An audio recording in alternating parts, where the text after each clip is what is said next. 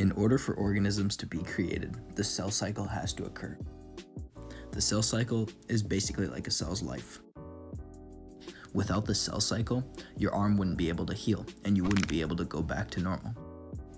The cells need to reproduce and replace the cells lost. Your cells need to have the drive and power to regrow. This is a cell. It has a membrane surrounding it called the cell membrane.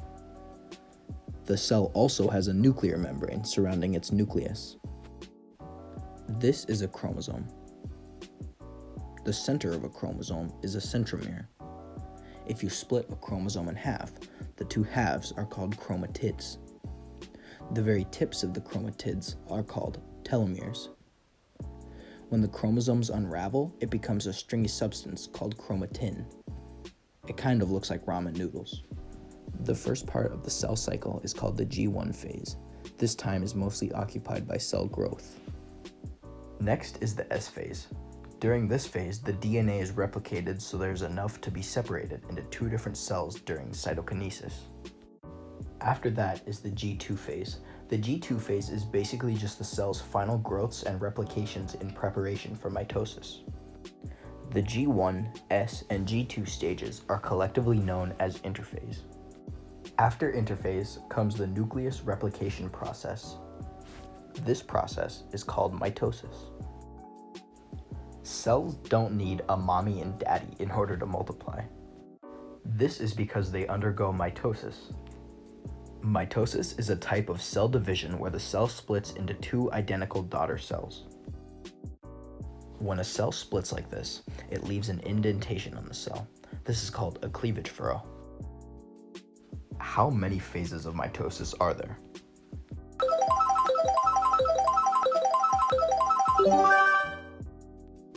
There are 4 phases of mitosis: prophase, metaphase, anaphase, and telophase. During prophase, the nucleus breaks down and chromosomes become visible. Centrioles help create spindle fibers. Spindle fibers are a protein structure that divides the genetic material in a cell. During metaphase, the chromosomes line up at the center of the cell in preparation for the next stage, anaphase.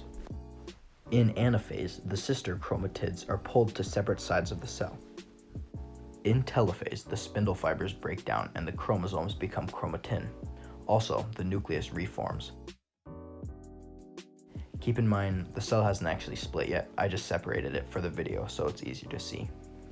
The last stage of a cell's life is cytokinesis.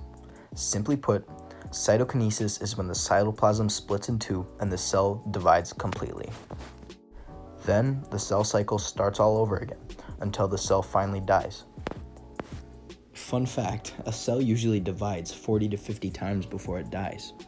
Cells usually die via programmed death, also known as apoptosis.